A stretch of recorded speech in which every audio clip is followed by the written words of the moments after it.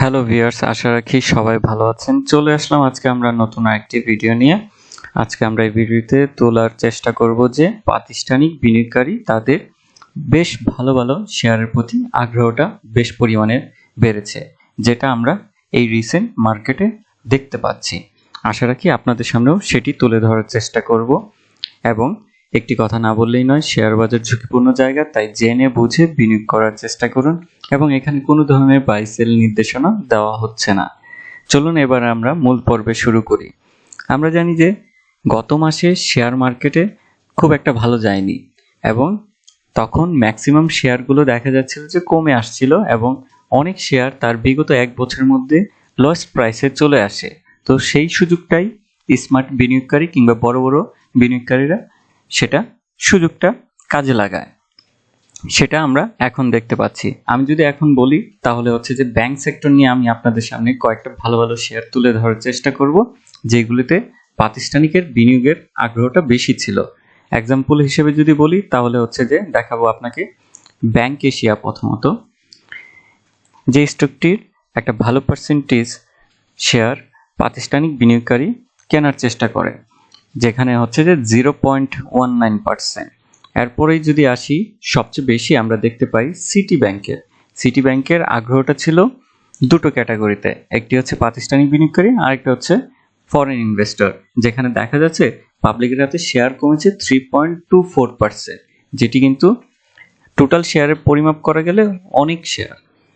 অন্যদিকে যেটি হচ্ছে যে ইস্টার্ন ব্যাংক, ব্যাংকিং জগতের যদি অন্যতম একটি ব্যাংক ধরা হয় সেটি হচ্ছে ইস্টার্ন ব্যাংক, এবং এই ব্যাংকটিরও দেখা যাচ্ছে যে প্রাতিষ্ঠানিক বিনিয়োগকারী পাবলিকের কাছ থেকে 0.15% আপনার শেয়ার নিয়েছে। এবং নতুন ব্যাংক হিসেবে যদি আমি বলি তাহলে হচ্ছে যে ইউনিয়ন ব্যাংকেরও বেশ ভালো একটা দরপতন হয় এবং তারই প্রেক্ষিতে 1.37% পাবলিকের কাছ থেকে শেয়ারগুলো বাই করে নেয় প্রতিষ্ঠান বিনিয়োগকারী। এক্সাম্পল হিসেবে আরেকটা যদি আমি ব্যাংক দেখানোর চেষ্টা করি তাহলে হচ্ছে south Bangla agriculture and commercial bank, তাদেরও 0.28% প্রাতিষ্ঠানিক বিনিয়োগকারী কিনে নেয়। এবার আসি আমাদের জুন স্টকগুলো নিয়ে, যেগুলো সামনেতে ভালো পরিমাণে ডিভিডেন্ড আমরা পেয়ে থাকি। সেই স্টকগুলো আপনাদের সামনে তুলে ধরার চেষ্টা করব, যেখানেও আসলে প্রাতিষ্ঠানিক বিনিয়োগকারীর আগ্রহটা বেশি বেড়েছে।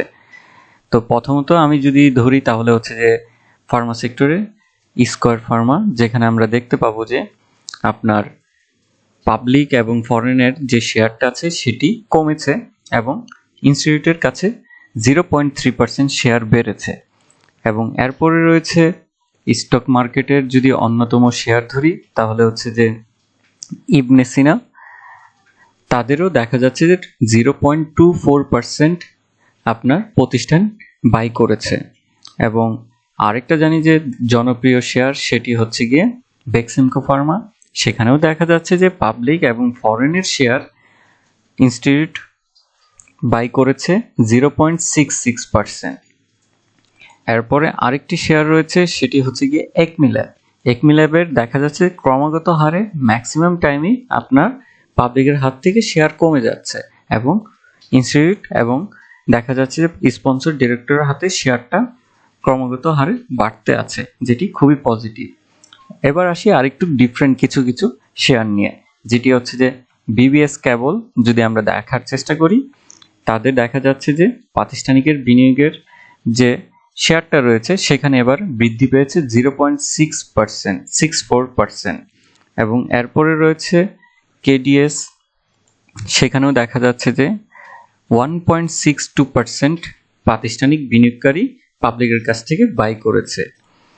এবার আসি একটু পাওয়ার সেক্টরে যদি ধরি তাহলে হচ্ছে যে বিপিপিএল, যেটি হচ্ছে বারাক্কা পতেঙ্গা পাওয়ার, যাদের 0.06% প্রাতিষ্ঠানিক বিনিয়োগকারী বাই করেছে।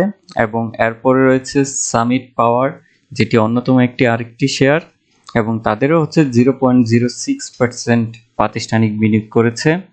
এবং এরপরে রয়েছে United power generation and distribution, তাদেরও 0.03% প্রাতিষ্ঠানিক বিনিয়োগ করেছে।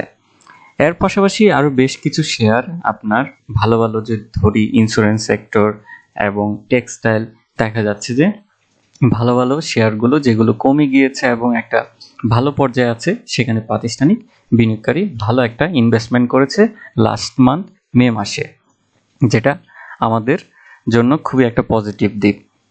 তো আমরা এখান থেকেই বুঝতে পারছি যে প্রাতিষ্ঠানিকের অবশ্যই অবদান ছিল এবং তারা কম দরে আমাদের যে প্রাইসটা শেয়ার আমরা সেল করি সাধারণ বিনিয়োগকারী সেটা আসলে চলে গিয়েছে প্রাতিষ্ঠানিক কাছে।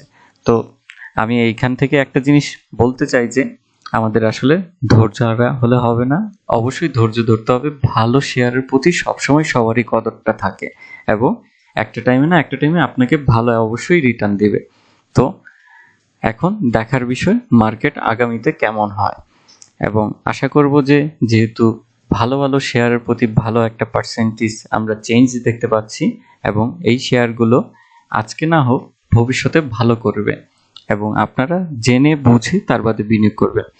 আশা রাখি এর থেকে আপনারা কিছুটা হলেও উপকৃত হলেন এবং শেয়ার বাজারে জেনে বুঝে বিনিয়োগ করুন। ধন্যবাদ।